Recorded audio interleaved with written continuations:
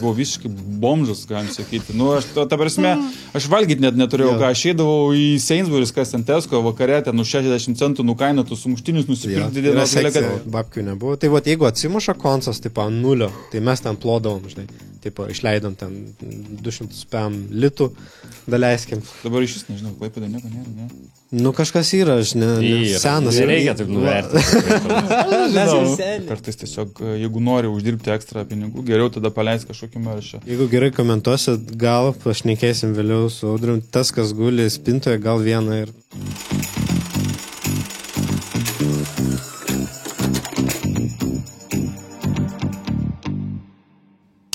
Tarkšt.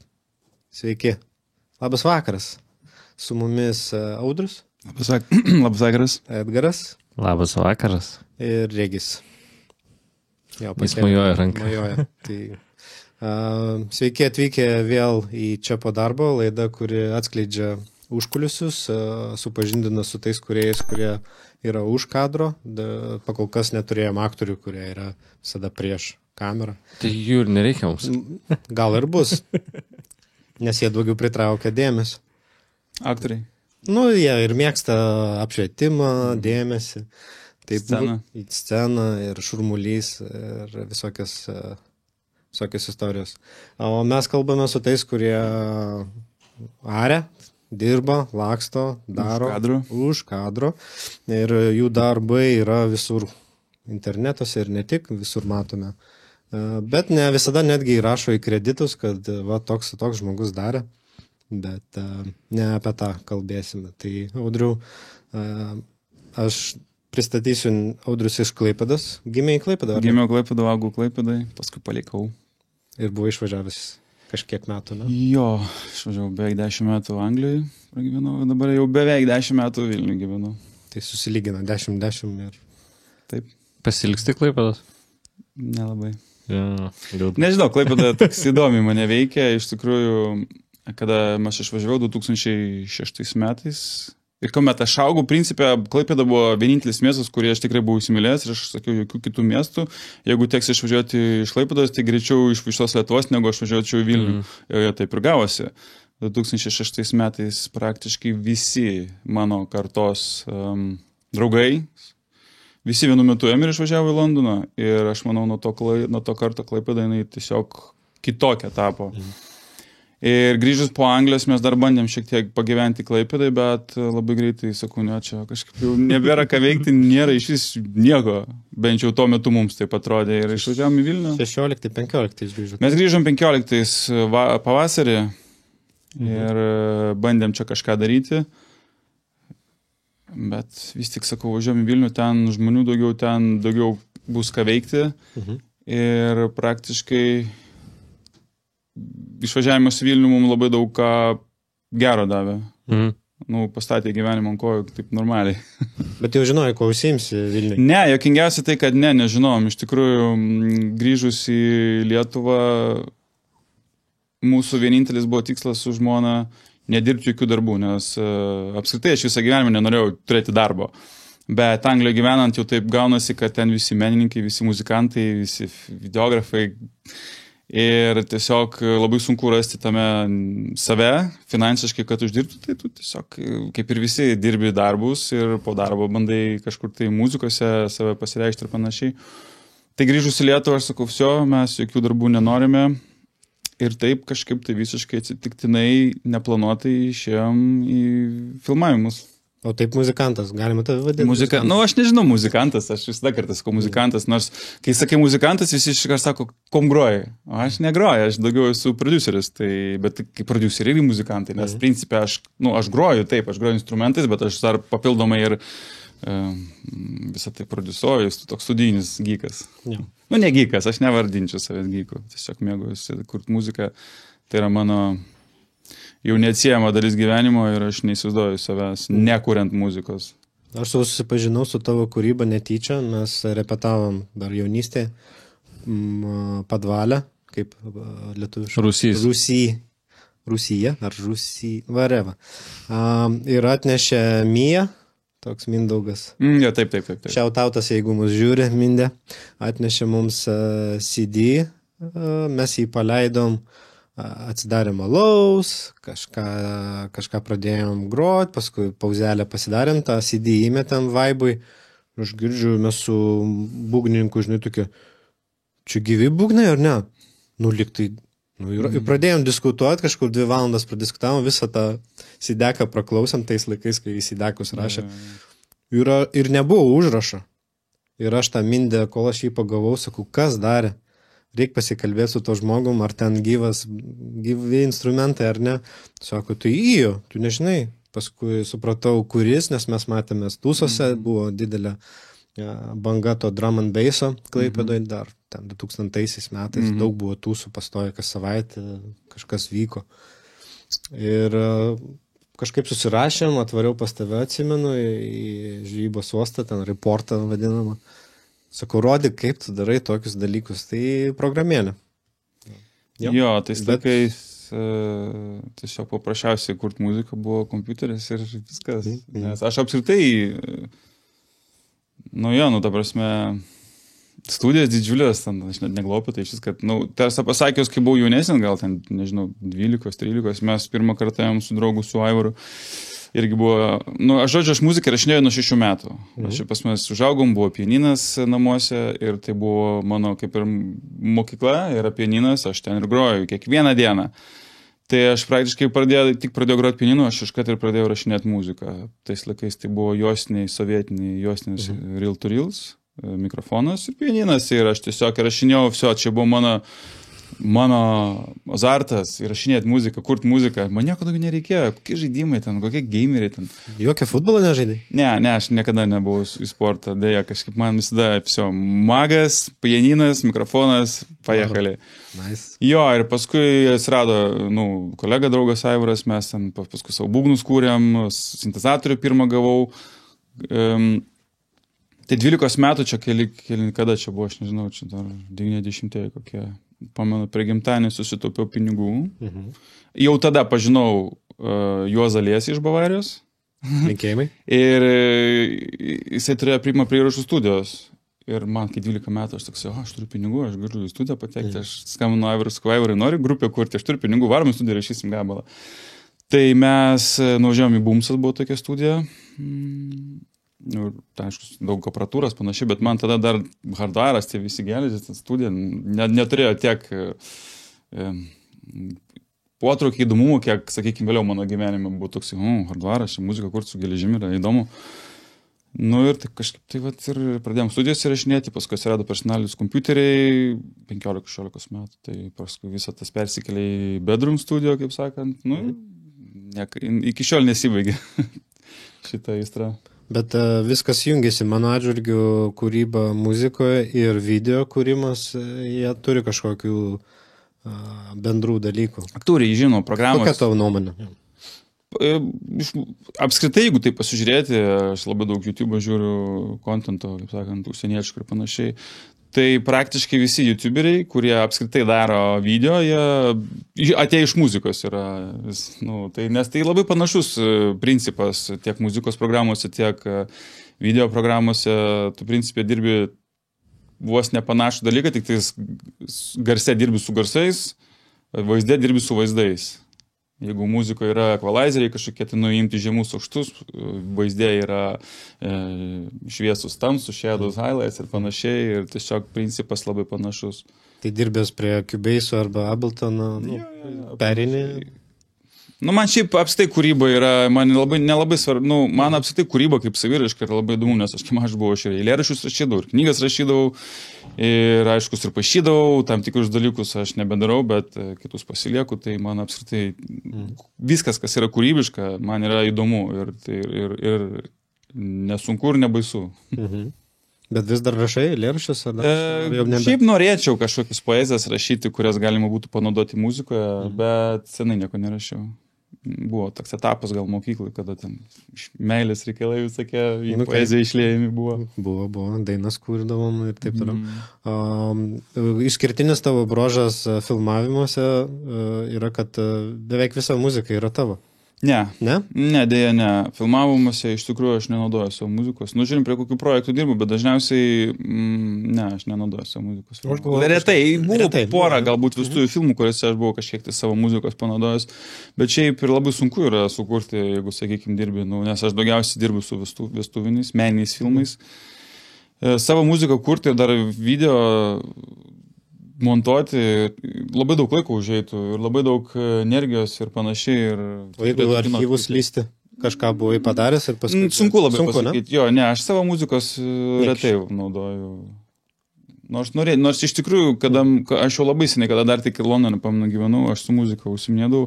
Jau tada man buvo mintis, kad jeigu muzika pati iš savęs turi kažkokį tai emocionalų efektą, pridėjus dar video, galima tą efektą padvigubinti. Tai aš jau labai seniai norėjau prijungti prie savo muzikinės veiklos video kūrybą ir galų gale natūraliai taip ir išsivystė. Bet kada tu darai muziką, buvo vaizdo klipai? Ne, buvo, bet aš apie tai negalvodavau. Vizualiai niekada negalvodavau. Man, kuomet muziką darydavau, man... O kaip tu galvoji, va čia yra įdomumas, va muzikantas tavo, kaip įjo, kaip tu turi dar kitus pavadinimus, nes skiriasi stiliai, ne? 300 degrees yra kitokios. Oi, aš savo gyvenimą apskritai neriboju savęs prie kažkokio tai konkretaus stilio, aš esu labai daug prikūręs nuo iki. Vien dėl to, kad man apskritai, iš komercinės pusės geriausia pasirinkti kažkokią tai nišą ir ten važiuoji. Manęs niekada nedomino ta komercinė pusė, mane visada domino saviraiška vidinė ir ko daugiau pabandyti save skirtingose stiliuose. Tiesiog pats tas kūrybinis procesas, ką aš galiu padaryti, sakykime, šitoj muzika, ar šitoj man visada tai buvo labai įdomu ir aš niekada neribojau savęs tuom. O nuo ko mes čia pradėjom? Nes aš pamačiau, buvo toks festivalis, Tinklai. Man atrodo, ant tavo muzikos buvo sukurtas vaizdas kažkieno kito. Gali būti? Neįsivaizduoju. Nežinau. Okay. Reikės man dar pasitikrinti. Man atrodo, buvo tavo muzika uždėta ant filmavimo medžiagos, ta prasme, tokį filmą ale muzikinį. Įdomu. Tinklai, čia palauk, čia senas gal? Senas tas festivalis. Gali ir bus tinklai čia... Bet ten rodė kažkokį filmą, gal net klaipėdiečių filmuoto, gal Eimulio. Taip, Eimulio filmas, taip, teisingai, aš jau pamiršau visą, tai buvo taip senai, tai buvo... Aš jau įsigandau. Buvo jaunystė, tai man atrodo, čia, žinai, 3 gyvenimus. 4 prieš išvažiuoti. Taip, mes dirbom tada su jo prie to, taip, panaudojo vieną mano gabalą iš tų laikų, taip, teisingai yra galbūt kažkas, bet čia ne pats aš panaudojau. Jo, tai man įdomu, kad kiti... Jo, aš esu dirbęs prie muzikinių takelių, kuomet dar pats jaunystė irgi ten Londone gyvenau, draugai irgi studentai buvo kažkokį tai baigiamąjį darbą darė, tai aš padėjau parašyti jiems visą muziką, garso dizainą padaryti. Buvo tokių dalykų. Jo, o tau patiko knistis ten prie sound dizaino? Patiko, žinoma, patiko. Bet aš buvau toksai labai jeigu aš jau kažko apsiemu, aš darau taip, kaip aš noriu. Aš buvau su prodiuseris, kas ten iš pagrindinių. Jis norėjo, kad aš biškį kitaip padaryčiau tam tikrus dalykus. Aš toksai, aš noriu taip, nes man atrodo, kad reikia taip. Tai... Nelankstus tame, ne? Jau pagavai savo. Tai visada grįžta tai, kad dėl to, kad aš nenoriu turėti darbo, nes man ypatingai, kai kas nors kažką man aiškina, ką daryti. Aš jeigu darau, aš noriu daryti pagal save, nes man taip einasi, man taip darosi. Jo, nuo vaikystės. Nuo vaikystės. Jo. Čia įtaka tėvų ar... Nežinau, aš manau, iš numerologija daug kas susiję. Aš kai pradėjau domės numerologiją, žiūriu, kad labai panašus tokie charakterio bruožai atitinka pagal numerologiją ir panašiai. Tai čia galbūt tiesiog žmonės gimstam tokie. Nes atkreipiu dėmesį, aš tikiu kažkiek, bet tais dalykais daugiau, kad tie, kurie gimė po žuvies ženklų, mes dažnai surandame kalbą. Nes yra daug žmonių žuvyčių mūsų. Galim taip žiūrėti, arba pagal numerologiją irgi, aišku, kiekvieną ten skaičių prie savo datos turi. Ir tas dar atneša labai daug charakterio kažkokių tai bruožų. Pavyzdžiui, aš esu 8. Balandžio 17 reiškia 8. Tai 8-tukai turi tokių savotiškų stiprybių ir panašiai. Ir tai aš manau, pas manęs iš to 8 tokio, yra toks. Cool.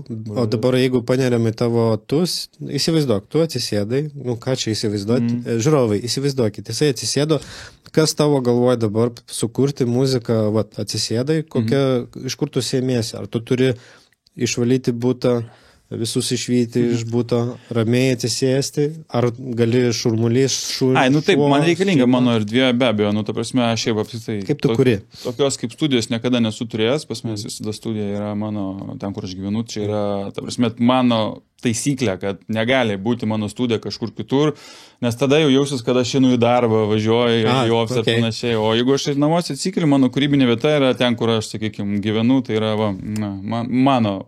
yra mano aranžiruotė tokia, man tai labai tinka. Žinoma, man gerai, kai nieko nėra namuose, kai užsiemu kūrybą, vaikas mokyklo, žmona darbė, tai yra mano laikas man, nieks netrukdo, aš galiu ramiai savo dirbti, pasidaryti arbatos, pavalgyti. O tu tai jau turi kažkokius garsus, kaip tu pradedi? Tuščias lapas. Tai yra kažkoks šablonas, ar tai... Kuris padeda jo tau pradėti? Šiaip iš tikrųjų dabar šiuo metu labai pas manęs yra gan sudėtinga situacija, apskritai aš nelabai turiu laiko viskam, nes pirmoje yra filmavimai, montavimai, tai yra numeris 1, nes yra įsipareigojimai, sakykime, vestuvės prifilmuotos, yra deadline, kad aš turiu jas atiduoti, tai aš jas dariau pirmų veiksmų. Toliau aš turiu YouTube kanalą, ambient muziką, kuris yra monetizuotas ir man labai svarbu išlaikyti vientisumą, tai reiškia bent minimum 2 kartus savaitę aš turiu papostinti po video. Tai žodžiu, mano dienotvarkės dažniausiai sukasi apie vestuvių montavimus ir ambient muzikos kūrybą. Ir dar mano jo projektas, kuris tiesiog mano viso gyvenimo vaikas, jis jau praktiškai vos ne į pensiją pradeda išeiti, nes aš tam nelabai turiu daug laiko. Tai visi šitie dalykai turi skirtingą prieimą iš kūrybinės pusės. Bet visa kūryba yra tokia, tu pradedi kurti ir kūrėsi. Ta prasme... Bet yra formulė kažkokia? Yra idėjos kažkokios, tai panašiai. Pavyzdžiui, mano ambiento kanalas, jis žinoma, jis šiek tiek yra toks daugiau nišinis dalykas ir aš pats savo, jeigu aš dažniausiai nemėgstu kažkokių tai rėmų, mėgstu visišką laisvą kūrybą, tai būtent su šito projektu vis tik yra, aš pats pasidaręs tam tikrus rėmus, nes jie turi būti, kad tai veiktų ir važiuotų. Ir aš tiesiog... Žinai, aš muziką gyvenime, man 41, aš pradėjau kurti nuo 6 metų, tai aš praktiškai visą gyvenimą kuriu muziką, jinai man lengvai gaunasi, man net nereikia nieko galvoti, intuityviai, aš tiesiog atsisėdu ir nešvaistau laiko, aš galiu, jeigu jo kalbant, aš per 3 valandas galiu padaryti nuo pradžios iki galo gabalą. Bet tu kiti savaitėm gali sėdėti. Man tai yra, aš neturiu, mano net filosofija kitokia. Aš turiu, jeigu aš pradedu kažką daryti, aš turiu baigti per vieną prisėdimą, nes aš žinau, kad jeigu aš dabar paliksiu, kitą dieną aš ateisiu, aš būsiu su visai kitoj nuotaikoj, kitos temos galbūt rūpės ir aš net nebeįvažiuosiu tą patį tą vaibą, kur pradėjau. Todėl man labai svarbu, jeigu aš pradėjau, aš ir turiu užbaigti. Su vestuvėm biškai kitaip, su filmavimu, su montavimas, tai kartais užtrunka ilgiau, bet tai man irgi patinka, nes tada aš galiu... šiaip kūryba yra mano gyvenime viskas, man tai yra tai, kad aš galiu kurti, tai man yra viskas, aš esu laimingas. Bet gali būti, kad tu atsisėdi tik... būgnus padarai, pradedi nuo jų, būna įvairiai, nėra to, kad tu sėdi... Įvairiai, jeigu aš kuriu kaip jo, pavyzdžiui, pas manęs dabar aš mažai kuriu ten džiazą ar panašiai, pas manęs toksai džunglas, drum and basso šiuo metu yra, bet aš jau noriu biškai pasikeisti irgi. Tai žinoma, tas kūrybinis procesas dažniausiai prasideda nuo kažkokių tai ritminių idėjų, ten samplų, breaksų ieškojimų. Pasidarau savo kažkokį tai sample bazę, tokį mini sample packą, kurį paskui aš, kaip lego, kaip, sakykime, ingredientų susirinku daryti kažkokį tai salotas ar maistą. Tai va, aš ingredientus prepare pasirašiu ir paskui iš jų kūriu muziką. O jinai tiesiog kaip kūrėsi, aš pradedu ir jinai pati savaime kūrėsi. Visą gyvenimą man taip yra. Ta kūryba, jinai toks labai įdomus dalykas, jinai nėra mentali ir kažkokia tokia, bent jau iš mano pusės, aš niekada negalvoju, kaip aš turiu kurti. Aš tiesiog pradedu kurti ir tos idėjos pačios ateina, kad va, čia reikia taip daryti, taip. Ta prasme, toks jau, aš visą tai vadinu pirmoje meditacija, nes aš kūrybos metu su čia ir dabar, bet to pačiu tarsi net ne aš tai darau, aš kažkokį tai, nežinau, kanalą pasijungiu, prie Dievo ar kažkas tokio ir aš gaunu impulsus, ką man reikia toliau daryti ir aš tiesiog net negalvodamas darau ir man va ta būsena tokia įdomi, nes, toks savotiškas žaidimas, bet tu žaidži kažkokiu tai jau fizinių, rėmų, toks kažkoks tai mentalinį, kažkokį, net ne mentalinį, dvasinį pasaulį. Čia iš mano pozicijos, taip, aš taip matau. Fainiai, nes buvo Taurūnas, su kurio darėm šokių filmą trumpametražį, mes irgi bandėm gilintis, jis sako, irgi kažkaip pasigauna tos mintis savaime, jos ateina ir tu turi kažkokį skills setą, kurie padeda tau judėti toliau, tai va aš todėl ir užklausiu. Nes man skilzų vis tiek reikėtų, bet ne visada ciklintis ant jų. Nereikia, man jie padeda tiesiog, aš tiek valandų išleidęs intuityviai, aš jau žinau, ką aš noriu, man nereikia pagalvoti, kaip čia tą padaryti, nes aš per savo tiek metų aš tiek visokių skirtingų būdų išbandžiau muzikos kūrybui specialiai, nes man buvo įdomu ir taip, ir su tom programom, ir su tom programom, ir su tom, sakykime, aparatais, ir su jos tom kasetėm, zatrais, hardware, žodžiu. Aš dabar prie tokį etapą, kad man tiesiog jinai labai lengvai kūrės, man tiesiog reikia laiko daugiau, kad aš galėčiau, kur jo visa kita yra natūraliai, intuityviai gaunasi ir man dėl to labai yra malonu. Kad dėl YouTube'o norėjai paklausti ambiento. Tu mėgsti klausyti kažkokią ilgus trekus, kurie nemaišo, bet skatina. Aš galiu pasakyti, dėl ko aš tai pradėjau daryti. Čia buvo vėlgi labai įdomus dalykas. Aš anksčiau irgi tų YouTube, aš apskritai nežiūrėjau taip, kaip žiūriu dabar. Jo matydavau pilną tų ambientų gabalų, kartais ir pats eidavau mėgoti su 3 gabalų, užsidėti, 3 valandos tai užsidėti ir ten mėgai, ten pešinukai visokie, ten medituojantis ir panašiai. Su video darbais yra toks dalykas, kad jis yra sezonis, bent jau pas mane. Reiškia, tu dirbi vasarą, tu uždirbi pinigus ir tu žiemą tų projektų yra mažiau pinigų, iš santaupų gyventi nesinori, vis tiek nori uždirbti pinigų. Ir kažkur, man atrodo, mano žmona net atsiuntė Reels, Instagramo, ten kažkoks, žiūrėkit, čia yra ambient kanalas, jis yra iš Lietuvos, čia pagal tokius tiek ir tiek tenais jisai įkelinė, čia žodžiu, daug uždirba pinigų ir aš toksai atsimenu, skalbinius džiaunu, namuose žiūriu tą Reels ir galvoju, šiaip tai aš galiu tai daryti, man tikrai pabandyti ir pradėti YouTube auginti, ką aš užsimonetizuosiu, galbūt bus toks pasyvės išorinės pajamos. Ir ir gimė mano YouTube kanalas, 1,5 metų užtruko, kada tapo monetizuotas ir dabar jisai toksai man atneša pasyvės pajamas. Žinoma, jos yra banguojamos, vieną mėnesį daug, kitą kartą mažiau, bet principė tai yra malonu, kad aš galiu iš muzikos uždirbti kažką, nes kas savaitę reikia po 2 video įkelti, kad... Galim ir po 3 dar geriau yra. Ir žinoma, svarbu tas temas, čia irgi toks dalykas, reikia pirmoji eilė vis tiek daryti iš meilės, nes čia kaip Forex, aš kartu žiūriu, banguoja tie pradžios, turiu analizuoti, ką žmonėm patinka, kodėl vienus video žiūriu, kad kitus žiūri mažiau, į laikus žiūrėti, vasarą gal mažiau žiūri negu žiemą. Plus esu Discordo grupai, kur mūsų ten iš pasaulinio, ta prasme, ten kiti kanalai daug didesni negu aš, mes vienoje komandoje, mes kartais dalinamės mintimis ir panašiai, patarimais, kaip pas tave, kaip tu, kodėl veikia, kodėl neveikia, gal gali čia feedbacką kažkokį tai duoti ir labai iš ten galima daug irgi pasimokyti ir pritaikyti savo kanalui. Tai 2-3 kartai savaitė yra gerai. Iš tikrųjų, jeigu aš neturėčiau jokių montavimų, tai aš visiškai dar daugiau tenais atiduočiau savo energijos ir taip ir reikėtų daryti. Minimalę algą galima ten užauginti? Įvairiai, sakykim taip, kada vienas mano video paėjo, tai aš už 1,000 eurų į mėnesį uždirbau ir pas manęs taip tas 1,000 vilkosi 1,5 metų. Ne tai, kad 1,000, 1,900, ten 8,5, 7, tai po biškį, dabar biškį nukrytė yra ten 400. Kai jau nedaug, bet geriau negu nieko. Nieko, jau. Ir po biškį auga vėl, nes aš... tai taip ir yra. Bet ten yra 3 valandų, 2 valandų, kiti daro valandą, kiti daro 2 valandas. Aišku, čia yra muzikinai skirta tokiam ramybė, meditacijai, žinoma, pas manęs yra daugiau į tą tokią science fiction temą, reiškia, vizualai patys iš savęs yra tokie šiek tiek... Tu pats juos pieši, aš mačiau tas. Aš naudoju Midjourney, bet tada aš dar ir Photoshopą, ir Lightroomą, ir After Effects, nes biškai animuoti, taip minimaliai reikia ten padaryti, kad būtų vizualiai gražiau šiek tiek. Ir taip ir vyksta. Klausiau. Aš galiu per dieną padaryti 2 gabalus ir 2 video pilnus. Tai reiškia, man reikia pilnos dienos, kad aš galėčiau savaitės kontentą sukurti. O paskui po kokį 1,5 metų įkelti tą patį video, nebandyti?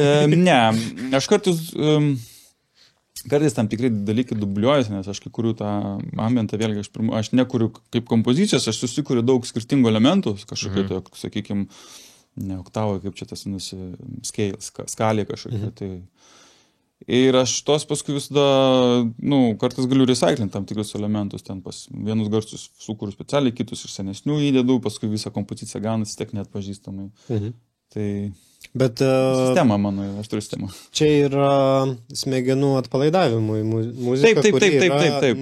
Nepritraukti dėmesį, bet duoti tau atsipalaiduoti, atsipūsti, pasileisti. Jo, jinai skirta background listening, toksai, kad, sakykime, arba tu eini prieš miegą, arba tu, ką nors, pavyzdžiui, labai daug kas ten man rašo, kad tiesiog rašo kažką, novelės ar kažką, arba tu studijuoji, arba skaitai, jinai tokia labai neįkyriai, fone kažkur paleidai, ir jinai tokia kaip tik raminanti.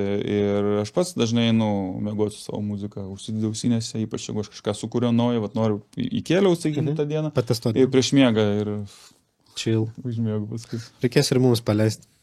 Nu, aš oficialiai leidau kelis kartus. Bet kuriant, pavyzdžiui, 3 valandas, reikia visas 3 valandas perklausyti, ar sudėlioji gabalais? Dažniausiai originalus kompoziciją, aš anksčiau darydavau ilgesnius, ten pusės valandos ilgi ir panašiai. Dabar mano ta kompozicija 11-12 minučių ir paskui užsilūpina iki 2 valandų. Okay. Ir anksčiau sudėtingesnius aš kurdavau, nes daugiau gal meniškesnis reikia, aš daugiau galiu, man reikia šustriau. Ir iš to sudėtingumo galvas, jinai nėra tokia jau raminai, tokia biški neišklausysi labai ilgai, nes jinai per daug struktūros turi. O jinai turi būti kaip tik labai paprasta, tai aš tiesiog galvoju, nejaugi darysiu paprastą muziką, čiagi nėra kas veikti, man padaryti paprastą muziką. Negalima. Aš negaliu savo, bet aš pagal analitikų studijuoju ir tu matai, ką žmonės klauso labiausiai ir supranti, kad, tada aš galiu, ta prasme, nesiparinti ir nereikia man čia parodyti savo amplitudės, kad aš čia labai galiu gerai kurti ir man prikurti kažkokius menus, bet reikia sugebėti minimaliai padaryti, kad jinai būtų vis tiek graži ir su garso dizainu ir panašiai, Tai vos ne, aš teisingai suprantu, kad labiau užtrunka, ilgiau užtrunka surenderinti 2 valandų video. Ir sukurti patį vizualą, nei tą... Ne, įvairiai, žinoma, šiaip tai prie, sakykime, patį gabalą aš galiu sukurti 2 valandų bėgyje. Tada sugeneruoti, aš dažnai susigeneruoju imidžus atskirai sesijas darau, kažkiek tai prieki prisigeneruoju, paskui galvoju, kurie atkrenta, kurie galvoju, tas gali paeiti. Tada jį biškį dar aptrukė, palai, įdedi Adobe efektą, ten dar prisidarai visokių tokių. Pas mane šiaip yra jau praktiškai template'as, ten visi rūkai, visokie lietukai, viskas, lietukai tai yra lietukas tai yra tokia žodžia, nežinau, kad aš tai pasakiau. Ir template'as vos ne paveiksliukai statai, ten biškai kai kur dar užmaskinis individualiai pagal tą paveiksliuką užrenderinį, tada į premjerą, ten dar biškai aš turiu RGB, tokį color splitterį pasidaręs, kad labiau atrodo toksai su chromatic aberration ir panašiai, ir tada jau final renderį. Vėlgi pasidarau lūpą, tada paskui tą lūpą atskirai įsimetu, video užsilūpinu, gabalus užsilūpinu iki 2 valandų ir prasirenderinu. Toks procesas mano. Fainai. Pavažiavo. Džiaugiuosi irgi. Pavažiavo, aš labai džiaugiuosi, kad dabar, aišku, žinoma, aš dar įvažiavau, sakyčiau, su to kanalu Ambinto, aš įlipau į vos ne paskutinį vagoną, nes dabar jau labai daug tokių kanalų ir competitionas labai didelis, jaučiasi, kad, žiūriu, ne tiek daug gaunu, kiek galbūt galėčiau, bet tiek, kad pas mane biškių subscriberių skaičių didesnis, negu pas daug jaunų kanalų mane tai tempia galbūt algoritmai, nes daugiau žmonių, kaip čia sakyt, parodoma, kurie gali ten, galbūt paspausti ir paklausyti. Tai labai svarbu būtent tas, kaip sakant, tas kabliukas žvejojant gerą padaryti vizualą, thumbnail tą vadinamą. Tai čia vėlgi labai... Tai kai pradedi daryti daug dalykų ir turi domėtis labai daug ir paskui, bet įdomu yra iš tikrųjų. O kokia rinka daugiausiai klauso? Daugiausiai Amerikai. Tai jeigu aš vakare įkėlinėjau, dažniausiai 7 vakarą Lietuvos laikų, tai reiškia, tai yra rytas pas juos ir matoma daug kas dieną gal pradeda. Ir pagal analitikus daugiausiai klauso tokia nuo 25 iki 50. 30-35 metų labiausiai klausoma yra netgi metų. Tai mano metų, pavyzdžiui, tokie žmonės. Tai matos, kad jau jie tikriausiai daugiau irgi čilina. Arba dirba, arba, pasileidžia. Aš gal labiau ir klausyčiau labiau, bet kaip praeitą laidą su Justu kalbėjom, kai tu su video dirbi, labai sunku yra kažką klausyti, nes tu turi klausyti video ir tas pirmin atgal žik ir negali pasileisti. Nuotraukas editinant pasileidai. Būtent, nuotraukas editinant, tai gali iš tikrųjų fonę klausyti. Aš dažnai pridarau, bet aš klausau plokštelės, kai jau nuotraukas editinu. Bet jau kai su video, tai tu turi dirbti su jau audio medžiaga, kur yra tame video, tu negali dar fonę kažką turėti. Tai tave klauso YouTube kanalą, bet ir klauso, aš žinau, ir kasetės siuntinėjai po visą pasaulį. Kasetės tai čia jau kaip yra mano dar atskiras projektas, kuris dėja, kaip bebūtų keista, jis praktiškai įsensta ir jis man niekada finansiškai neatnešė jokios tokios pagalvės, kad aš sakyčiau, čia galėčiau prisidėti per kažką. Tik tais atvejais, kuomet aš išleidžiu kasetės arba vinylą, aš galiu šiek tiek uždirbti iš merčio. iš merch, kaip čia verčias lietuviškai, nežinau. Iš šmutkio. Žodžiu. Jo, merchandise. Merchandise, jo. O ką tu leidai, būtent tu turi vinilus ir kasetės? Pagrindė. Ar turi Mano maikes? tikslas buvo apskritai tiesiog dirbant su tik skaitmena, nieks jos neperka ir kartais tiesiog, jeigu nori uždirbti ekstra pinigų, geriau tada paleis kažkokį meršą. Žinoma, kasetės yra pats pigiausias. Jos eina padaryti 50, mes čia jokus kalbam. Taip, 50 kopijų jo. padaryti, nėra labai didelė investicija ir nėra labai didelės rizikos, kad tu jų neparduosi. Bet su vinilu, pavyzdžiui, yra didelė investicija ir minimaliai kiekį turi būti, bent jau, kad kažkiek atsipirktų nuo 200 kopijų. Man vienam be jokio distributorių ir panašiai 200 kopijų parduoti yra sunku ir paskui būna, kad ten metais guli spintai pas manęs tas tokas visas. Ne visas, bet kažkokia tai neparduota dalis. Jeigu gerai komentuosit, gal pašnekėsim vėliau su Audrium, tas, kas guli spintoje, gal vieną ir... Mažai komentuoja. Mažai, hebra. Komentuokit, žiūrėkit. Žiūrėkit, jo, įdomių svečių ateina. Va, tai gal kažką ir padovanosim, dar pašnekėsim su Audriu. Jeigu ten guli spintoje ir nieko neveikia, gal vieną kažkokį. Gal? Arba dar kitą, dar paprašysiu jo kažkokį playlistą duoti, kad galėtų žmonės susipažinti artimiau su ką tu kuri, kažkokį gal Spotify turi. Turiu Spotify turiu, ką aš kuriu, tai yra, aš nežinau, kada aš pradėjau kurti kaip įjo, man buvo 15 metų, atsimenu, mes su draugu splitinu, mes turėjom tokį projektą iš pradžių dviese, kaip ir sakiau, studijos įrašinėjom, bet paskui mes tada dar buvom jauni vaikai, 15-14 metų į radiją važinėdavom pristatinėti savo muzikos. Bet mes jau pagavom tada irgi drum and bassą, kaip ir grojom, bet pagavom tokį mintį, kad reikia gal popsą groti. Mes ir koncertų turėdavom, kokie tai koncertai būdavo, ateini su sintezatoriu, kuris net nepajungtas, nes mūsų muzika buvo elektroninė be vokalų. Ja. Mes dviese pagal fanuškę su, kaip XM, kažkada fanuškę neprijungti sintezatorių, dar klasiokės, pamenu, mano šokdavo ant scenos, ten Žvejų kultūros rūmuose būdavo koncertai. Wow. Mes tokie drum and basseriai vaikam, nes patys 15, tai vakarėliai buvo dar vaikam skirti. Mes atėjom su drum and bassu, tikriausiai jaunimas, tada galvoju, what the hell.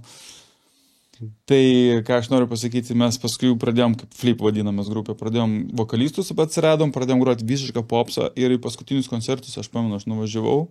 Ir aš net nelipau ant scenos, nes aš galvoju, mes čia šūdas yra, ta prasme, aš nebegaliu pristatyti, čia ne nedarysiu aš šitos nesąmonės. Ir mes atsiskyrėme, aš pradėjau kurti kaip įjo. Ir kada aš pradėjau kurti kaip įjo, aš sakiau, aš kursiu po vienu ir to pačiu vardu viską, ką noriu. Tai mano diskografija sudaro labai skirtingą muziką ir vieniems patinka vieni, kitiems patinka kiti. Tai taip, kad susipažinti su muzika reikia labai nemažai perklausyti. Bet yra, jo. Ir džiazo yra ramiai, tai yra muzika, kuri labai graži, melodinga ir muzika, kuri yra to pačiu, visiškas chaosas, tam buvo tokie garsai. Nes man buvo, ta prasme, skirtingas emocijas, skirtingai išreikšti. Man patinka lyriška muzika, man patinka groti gražiai, man patinka groti liūdnai, aš galiu tai groti. Bet man patinka kartais ir techniškai pasiknysti, kur ten mažiau melodijų, bet daugiau muzika susideda iš tokių techninių dalykų, kažkokių sudėtingų ritmo partijų ir panašiai. O įtaka yra iš vaikystės, nes tavo draugai klausydavo, ar tu savarankiškai viską atrasdavai, ką klausyti? Dažniausiai aš visą gyvenimą toks labai keistai įtaką pats iš savęs turėjau. Mano aplinkoje niekas neklausė muzikos tokia, kokią klausiau. Aš, sakykime, kai 11-12 metų būdamas atradau drum and bassą, džanglą. Ir aplinkui niekas neklausė tokios muzikos, bet man visiškai nedarė įtakos kitų klausomą muziką. Aš čia radau savo kelią ir aš klausau tai ir man... Vėliau susipažinęs su kitais, daug kas hip-hopą klausė ir panašiai, drum and bassas, aš paskui irgi buvo populiarus tame tarpe, draugų tarpe, su kuriais aš leidau laiką. Čia buvo irgi tokia mūsų alternatyvi bendruomenė Klaipėdoje. Skeiteriai visokie. Nedaug jų buvo tada, bet, žodžiu, buvo ta kompanija. Plačias kelnes. Aš buvau prie punkų. Ne? Jo, bet eidavom ir drum and bassą. Bet mes mūsų tos visos prasisukdavo. Eidavom paremti ir jūsų tūsus pasidraskyti, nes beveik tas pats tūsas pogo dance per drum and bassą. Ne visi norėjo, nes visi taip gražiai pasipuošė, kai kurie ateidavo, mes tokie, davai draskytis ir ta prasme tokį mešą viens į kitą daužomės. Buvo fainai. Prakaituoji. Buvo fainai. Linksminės, vienu žodžiu buvo. Buvo fainai, iš tikrųjų. Buvo metalistų tūsai. punk roko tūsai, drum and bass tūsai, nu ir dar kiti ten, hip-hopo, taip toliau. Klaipėda Nu, daug bet čia ko- visur tą patį hebra eidavo, visus tusus, ar hip-hopo, ar į techno, ar... Nu, metalistai neįdavo, man A, nu, atrodo, pas metalistai jo. drum and basso, Jo. prie elektroninės muzikos. Aš nežinau, su metalistais aš labai daug nesuprasiu. Prasisukęs, nu, kompanijose nebuvo taip. Nes jie eidavo į punk. Mm. Į panko tūsus, jie Jo. ateidavo šiaip, nes draugai draugų ir pakviečia, tai jie ateina. Nes tada buvo kultūra tokia, kad mes šiaip organizuojam, planas buvo toks, kad važiuoja dvi grupės, daleiskim iš Šveicarijos ir Belgijos su vienu ar dviem būsais, viską vežasi, būgnus ten viską vežasi ir jie važiuoja į Helsinkį. Ir jie pravažiuoja per Baltijos visas šalis ir žmonės, kurie buvo toj sistemoje, jie sako, užsukit į Klaipėdą. Mm. Tai mes nuomodamės iš savo babkių sporto salę su apsauginiu pakalbam, kad jis ten su grinais mes atsimokam ir ateis 100 žmonių, pardavinėsim apačioje bilietus, pasistatom, išsinuomojam audio visą įrangą, kolonėlės, ten tuda suda, atvažiuoja užsieniečiai, plakatus prieš savaitę A4 formato, einam visur, žinai, lipdom. Ir žodžių paskambini, parašai SMS ir mes taip kalbėdom, nebuvo interneto tokio, kad, žinai, susirašyt, hebra, ateikit ten Facebook eventas, žinai, tokių nebuvo. Ne. Eini per centrą, būtinai reikia į centrą užsuk, pažiūrėti, kas šią savaitę bus, žinai, žiūrim, drum and bass bus tūsas, elektronšikai kiti dar čia bus. Ir taip toliau pasižiūri, taip per visą centriuką praeini, visur ant stulpų, žinai, kažkas. Taip. Ir tada atvaro, parduodi... Flyeriai dar būdavo. Flyeriai, eini dalinė. Imk daugiau, draugams klasėje perdas, nu vienu žodžiu, tipo toks, tipo pakvietė. Čia man nesuprast. Geri laikai. Bet tas pats, nu dabar eventas, paspaudė eventą. Ir... Dabar kitaip, dabar Facebook'e aišku. viskas, nu panašiai, bet kita, viskas Jo. per socialinius tinklus, per internetą apstai, Jo. jis vyksta promotion ir panašiai. Nes Tais mes laikais, jo. naudojom, ką turėjom, tipo, babkių nebuvo. Tai vat, jeigu atsimuša koncas, tipo, ant nulio, tai mes ten plodavom, žinai, tipo, išleidom ten 200 spam litų, daleiskim, nes ta grupė nemokamai atvarydavo. Jie vis tiek į Helsinkį jiems viską apmokėjo ir jie neskrenda, jie važiuoja su savo būsais, tai jie užsuka, jiems tik nakvynę, man atrodo, parūpindavom, atvaro, atgroja, tokią trankę muziką, žinai, hardcore tokią. Kur daug garsų, ta prasme, įdomiai būdavo. Ir tokiu būdu darydavom tūs, paskui eidavom pas juos ir jo mačiau irgi groja, kur dabar rajoną Bastionų, va ten buvo dideli angarai, neseniai nugriovė paskutinius. Ir išvalėm, atsimenu, padėjau irgi, išvalėm stiklus, nu, mes irgi kažkaip buvom tipo prie hebros padėti kažkom, žinai, kažką ten suorganizuoti, kad būtų kur atsisėsti toje erdvėje, nes ten visiškai šalta, skylės visur, langų kažkur. Nu, klubų nebūdavo, pas mus Nu, tokių alternatyvai jo. muzikai dažniausiai būdavo, nu, lybo tangarai kokie, arba ten bariukai iš private tokie padaryti vakarėliai, išnuomoja didžiai. Meridianė netgi darė. Meridianė buvo daug kartų, jo. Va. Nu, žodžiu, dabar kitaip viskas. Dabar iš vis nežinau, Klaipėda nieko nėra, ne? Nu, kažkas yra, aš ne senas. Nereikia taip nuvertinti. Mes jau seni. Aš šiaip iš tikrųjų labai nutolęs nuo dabar visų šitų dalykų, tūsai, renginiai, šokiai, pokiai, nežinau, man tai yra taip jau, nu, tiesiog su amžium tikriausiai aš neskaitau save senų, bet man nebeįdomu yra tie visi, aš paskui aš ir grot nustojau, nu, didžiai setus daryti ir panašiai, nes tiesiog aš ateinu, pirmoje leipimo tokia muzika, vis tiek dženglas ir panašiai. Vilniui atrodo, nu, ateina žmonių, keli žmonės ateina groti tuščioj salėje, plus garsas tas toksai. Ne kaifas, ne? Nebe kaifas. Bet į Angliją būna pakviečia, tai nuvarai, ne? Nebe, aš turėjau Bristolį praeitą balandį. Mhm. Ar užpraeitą, nebegaliu prisiminti. Sakai, gatvė eilė stovi. Per rajoną visą buvo tenais, per visą kvartalą, nes ten buvo didelis renginys, tai ir ten tokia muzika, tai reina. Myli, ne? Reivas, dženglas, hardcore'as, bet... Nu, man asmeniškai pirmoji jaunimas prisivalgęs narkotikų, prisigėręs, muzika labai trankiai. Aš jaučiu, kad aš jau savo atbuvau ir aš tiesiog nebe mano čia vibracija, kaip sakant. Malonu man tą muziką kurti, bet ten už kūrybos ribų man nelabai yra aktualu, ką ten su daryti, groti ir panašiai. Man patiko tas juodavodis, kuri postus daro su tavo muzonu laukia. Jim. Jisai maladės, jisai suportino visus atlikėjus, Jo, ir jisai jungle, toksai jungle Atstovas. Jim, žodžiu, jisai pagal jungle mėgsta sportuoti, jisai, kaip sakyti, Influenceris, ne influenceris, bet kažkaip propaguoja tą tokį sportį, gyvenimo būdą, aš pilnai sutinku, sportuoti reikia, nors mažai aš pats tam užsiemu. Nesėdim. Bet jau reikėtų įsiversti. Tai žodžiu, kaip motivacija jungle gimnastikos tokios. Ir dažnai per mano muziką ir pagal kolegų muziką. Tai aš irgi pafollowinu, žinai, sekti, kas ten daro. Slaukia, žinai, filmuoja, pasileidžia jų gabalus ir davai ten, žinai. Šoka. Cool. Ta tipo vibe. Jis Britas? Jis Britas, bet jis gyvena Helsinkė. Ne Helsinkė. Kažkur čia, šiaurėje. Jo. Moteris jo tenais, kaip dažnai būna. Klausyk, o tu paliečiam temą, mes gyvenam šaltam krašte, jo? Nes tu keliavai, buvai mišriuose, ten Londonas, Brightonas, vis tiek tokia daug šiltesnių. Tu pats gyvenai ten, aš ir gyvenau, aš galiu žinai, ką čia. Atlaikyti. Londonas ir Tailandas šilčiau. Bet tą dušą, žinai, vis tiek tai įtakoja kūrybai. Vat aš noriu privažiuoti prie kūrybos, žinai, kad tu apsuptas esi tarptautinė liaudim, jo? Da, bet koks gyvenim, jeigu tu žmogus kūrybai, jeigu aš kūrybai, bet kokia aplinka jinai įtakoja. Skirtingai įtakoja, bet jinai visai įtakoja. Anglijai iš tikrųjų gyvenant, aš labai daug, tūsinau irgi, tai tūsinau, dirbau ir kūriau muziką. Vakarais, kada turėjau laiko? Kada turėjau. Eikdavo, aš kurdavau iki 5 ryto būdavo, paskui mėgiai iki 2 dienos, paskui Lėkiai darbas. Kažkada į darbą, jeigu yra ten tų darbų nedaug ir turėjau, aš buvau toks brauk Anglijai. Man svarbiausia buvo, kad minimaliai dirbti, kad galėčiau susimokėti nuomą, o visą kitą muziką leisti. Su tokiu požiūriu, taip ir buvo. Aš buvau visiškai bomžas, galim sakyti.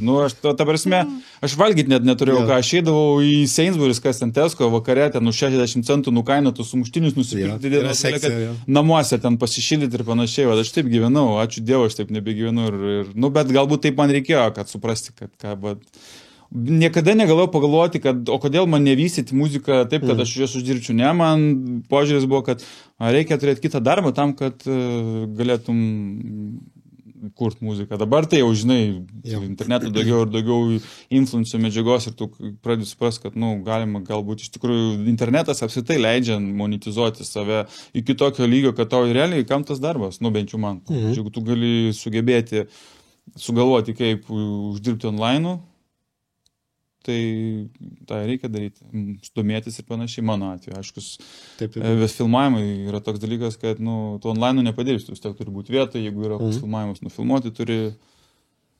Priartėti. Per Zoom'o prisijungi su webcamu, Prie filmavimo. Pakalbėkime apie filmavimą. Apie behind the scene, BTS vadinami tie, kurie nežino, o tie, kurie žino, tai čia... Behind the scenes arba making of. Making of, jo. Kaip tu ten trumpai patekai ir ar tau limpa tas bajeris nuvaryti? Žodžiu, tai buvo... Didelė hebra.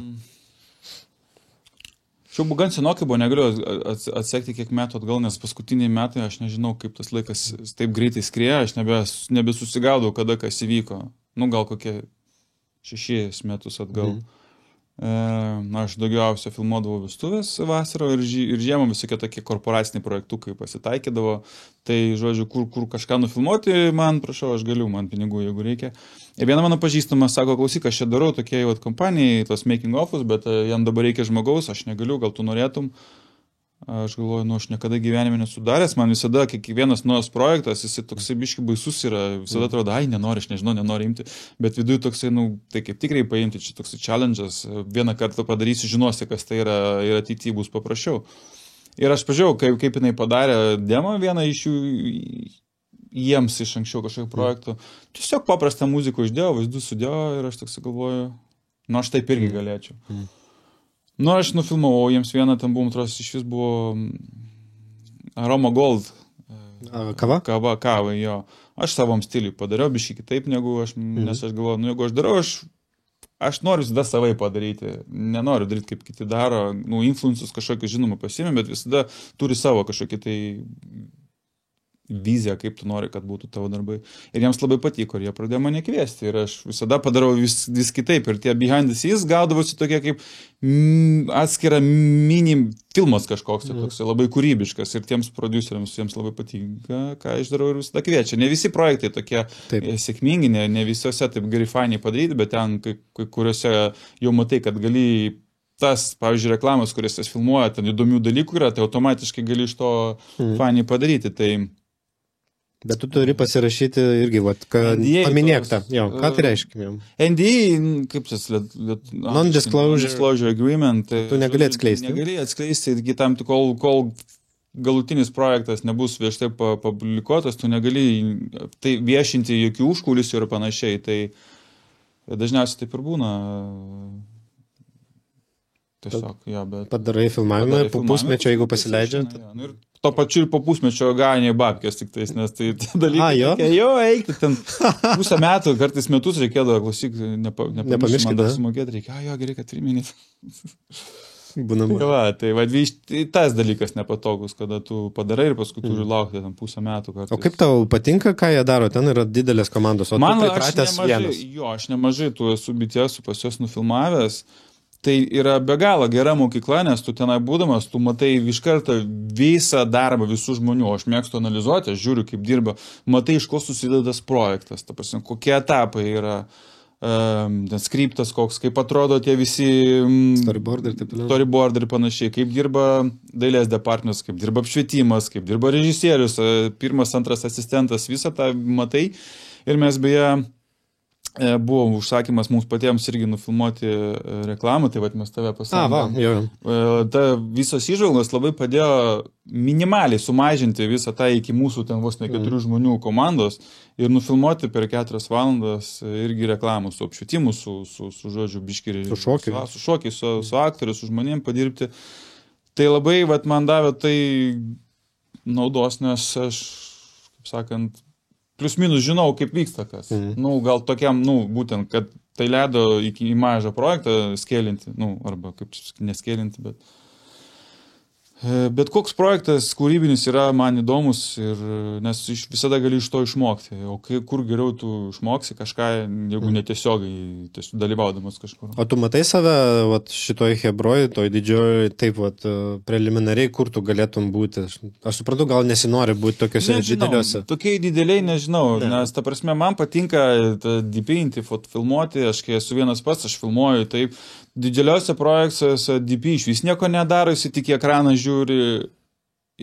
Palauk, čia režisierius DP. DP dažniausiai irgi ten su kamera mažai būna, kaip jie ten. Ne visada operuoja. Plius fokus puleriai ten, dabar realiai tu kaip irgi labai įdomus tavo toks darbas, ten jo pastato kadrą, ten gal apšviečia biškį, bet pats net kameros, kartais dėlėčia ten. O dažniausiai ta kamera, tiesiog ant tripodo stovi, tai tu tiesiog pristovi ten. Ne, matos fokus puleris, net jisai rekord spaudinėja, ten, žodžiu, yra... Pirmukas jau jisai fokus pulerį. Man patinka mažesni projektai, kur galbūt daugiau pats galiu būti čia, nes, pavyzdžiui, ko man patinka vestuvės, arba šiaip būtent ką aš darau, nes aš ir nusifilmuoju, tai čia vienas žmogaus darbas, ir sumontuoju, čia kito žmogaus darbas, ir su color grade, čia dar kito žmogaus darbas, o man patinka visi tie dalykai. Ir tiesiog man geriau, aš pasnegu kartais, kaip ten pasiūs tie DP patenka su to produceriu. Mokyklas jie baigia ten ir panašiai, asociacijas ir panašiai, tai... okei. O tau patinka dylinti su klientais? Jeigu galėtumėm tą išbraukti... Nepatinka man dylinti. Tai čia yra sunkiausia. Aš esu introvertas, aš dažnai, nedažnai, bet yra tam tikrus dalykus perdedu žmonai. Jeigu, pavyzdžiui, yra koks projektas vestuvinis, kur jinai yra involved, pavyzdžiui, kaip fotografija ir panašiai. Tai tada, jeigu jinai nuo pradžio iki galo su klientais bendrauja, paprasčiau yra. Aš nemoku su žmonėm bendrauti, aš kartais toks tiesmukiškesnis gali būti, gal pasakyti kažko, ko nereikia, bet aš toks esu. Bet, tenka su jais bendrauti, bet kokia atveju tenka. Ir tiesiog kartais aš paklausiu žmonos, kaip čia galima. Kartais iš vis paskutiniu metu aš tiesiog ChatGPT pradedu naudoti, jeigu man reikia, kad geriau suformuluotų kažkokius atsakymus, arba kaip atsakyti man tokį e-mailą. E-mailą sunku. Tai žodžiu... Tai čia skaitytum vieną iš tokių prioritetinių sunkiausių dalių. Jo, bendravimus su žmonėmis. Aš šiaip esu introvertas, man patinka savo, toks užsidarė savo, man saugi ir su amžium kuo labiau, to daugiau. Anksčiau atrodo, gal aš ir labiau su žmonėmis bendrauju, bet tie paskutiniai 10 metų čia Lietuvoje, tokia aš visiškai tapau toks labai uždaras. Tai mums pasisekė, kad tave ištraukiam į vėl...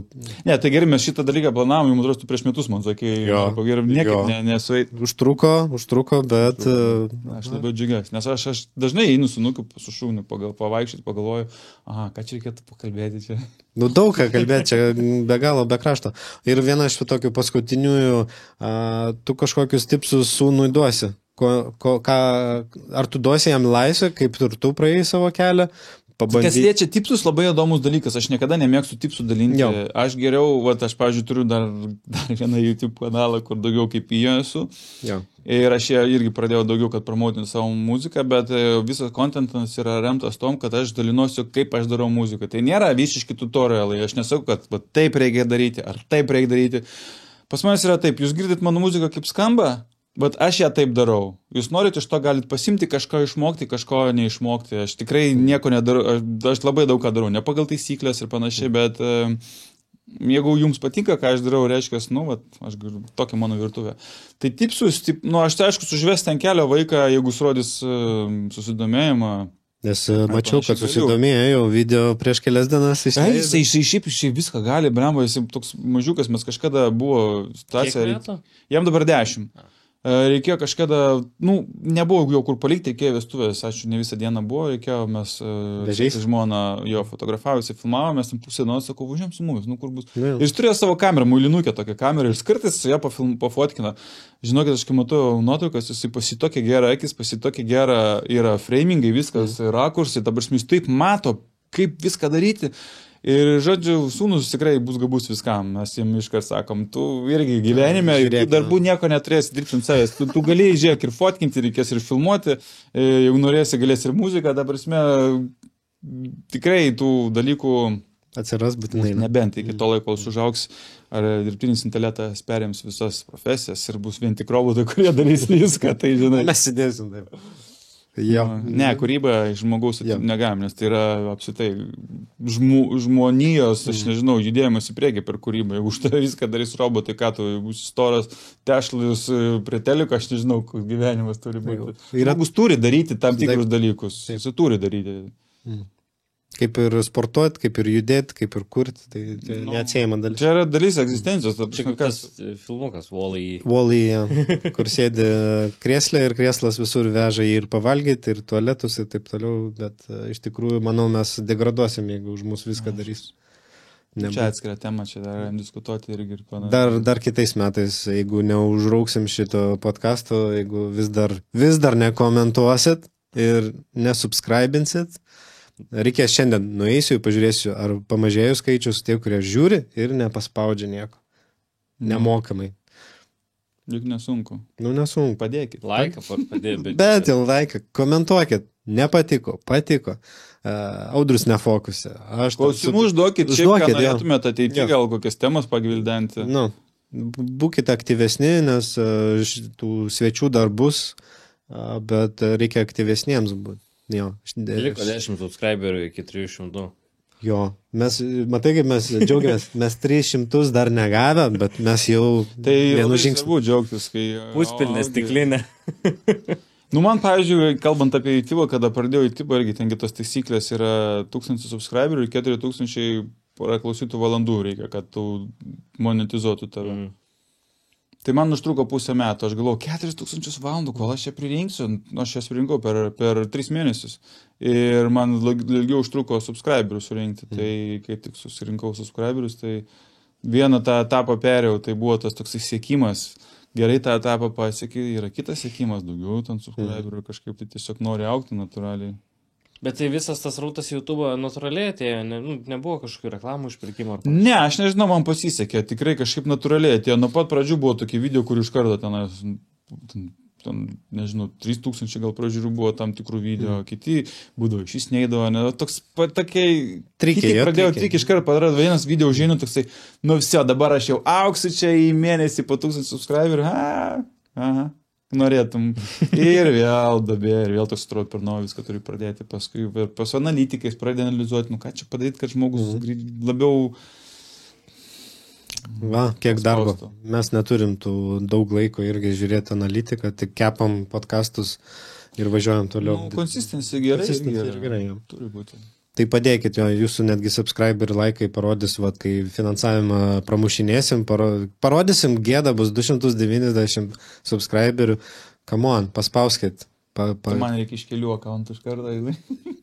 Jo. Aš esu ir padaręs, kiek 8 yra prie manęs prijungti. Tai va, jeigu dabar mūsų visus atskleidžiam, tai mūsų 50 subscriberių iš kiekvienas po 10 e-mailų turint.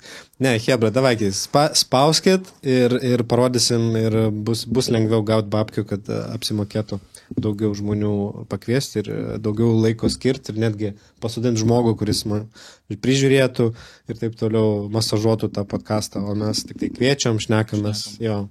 Čia įdomias temas gaudenam. Jo. Nesuštunka. Jo, žiūrovai, būkit mėly. Jo. Pakomentuokit, užduokit klausimą, gal ir tikrai norit kažką girdėti specifiškai iš filmų pusės ar nebūtinai, man kitiems pašnekovams irgi. O mes pakalbėsim jau, kad jo įdėtų savo playlistą kažkokį, kad galėtumėt susipažinti. Tai visas nuorodas apačioje bus. Apačioje jo. O dėl vinilo ar kasetės, tai ten... Tai reikia ir video, mano, kadangi toks produktyvus vizur. Kišim. Tai ačiū tau. Nuostabus laikas, greitai valanda prabėga, manau, jau virš valandos varom. Tai ačiū visiems, kas žiūri ir palaikot, mes visus jos gerbiam ir mylim ir lauksim kitų svečių ir gal kitais metais vėl užsuks. Gal greičiau? Gal ir netgi greičiau. Jeigu pradėsit mėtyti temas, apie kurias mes galim, o mes galim su juo ilgai. Galim šnekėti. Apie numerologiją ir taip toliau. Apie pačią kūrybą čia, tik tais paviršiumėse palėtėm iš tikrųjų. Nes būtų gal ne visiems įdomu. Mes esame Sergejų rašinėję laidą apie kūrybą. Jo, bet sunku. Bet taip žiūri ir taip per tą valandą apie nieką. Nes... Tai aš galvoju, kalbant apie kūrybą, labai svarbu paliesti kažkokius tai daugiau netgi dalykus, aš nežinau, nemačiau tos laidos, iš kurios pusės kalbi, ar mes kalbam apie kūrybą techniškai, ar mes kalbam apie kūrybą iš daugiau tokios, nežinau, dvasinės pusės, apskritai, kaip jinai gimsta, motyvacinės tokios pusės, kur rasti motyvaciją, kodėl kūrėm, koks tikslas, ta prasme, visi turi skirtingus tikslus, svarbiausia, kad kūryba visada eitų širdies, aš manau, čia yra esminis dalykas. Tada ne tiek svarbu yra sėkmė, kiek savirealizacija ir tada kokia sėkmė bėra, tu labiau jinai prišeitina, nes tavo nėra tikslas tikriausiai uždirbti milijonų, būti populiarių, nes dažniausiai su ta populiarumo kaina ateina daugiau dalykų, kurie nėra labai malonus, aš skaitau, todėl geriau būti mažesniam, bet labiau prišeitinam, kaip sakyti. Tarkštant, tau garbė atitenka. Čia viskas, čia pabaigai tarkštelėm jau? Būtinai, kiekvienas svečias tarkštelė. Ačiū jums visiems. Tarkšt. Na va. Viskas. Greitai. Aš galėčiau atatiškai kiekvieną savaitę šnekėti. Nu, kaip sakė, vyrai, mes problemų neturim, jo, iššūkiai aplinkui. Aš tikrųjų problemų ir mes dachuja turim. Turim. Kaip dilinsiu jam, žinai. Jo. Dažniausiai gerti reikia daug alkoholio. Nahu, aš negeriu. Nereikia gerti. Nereikia gerti. Mes parašėm CBD, kad mus nuramintų. Neatrašėm? Rėmėjų ieškam, žinai, tokių tipo surištą, kad... Nes daug kas kalba apie stresą.